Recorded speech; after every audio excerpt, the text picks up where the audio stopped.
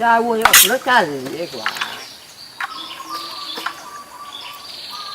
Batu lu gak nanti ya.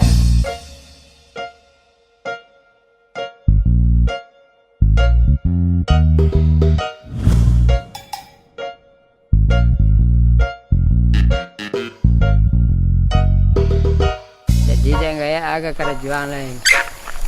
Aku nak bawa kalau bawa dah, dia bawa kerjaan. Ko panaruhan kajuang gaya. Jadi nggak tuh inilah kesakit. Jadi ada jawab kan yang kerjanya itu. Hei, mana beso ha? Lain orang. Begini kan yang malah satunya sama cabang kan tak ada bakal. Dia jaga jadi waktu 52 aja diganti waktu. Ini tu enjoy satu. Tu nak kami sekolah pagi ya. Nah, dia kami lagi lampu tengah lagi. Lepas siang jam 2 kan nak pulang. Ah,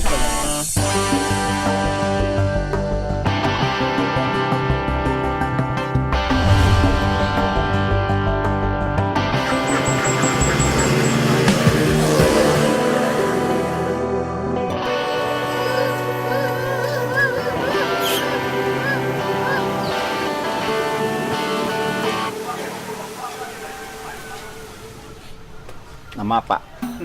Nanu ko bos ko Pak nain go galanggang ko Pak nam putih ko. Ko galanggang go.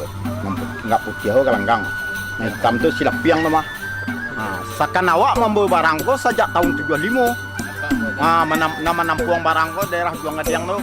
Kalau diam-diam baru Kajai, Pinaga, Padang Tujuh sampai ke Imbo Pantirat itu baru banyak memakan ayam. Tapi ada awak di Pelero nak ada gunanya.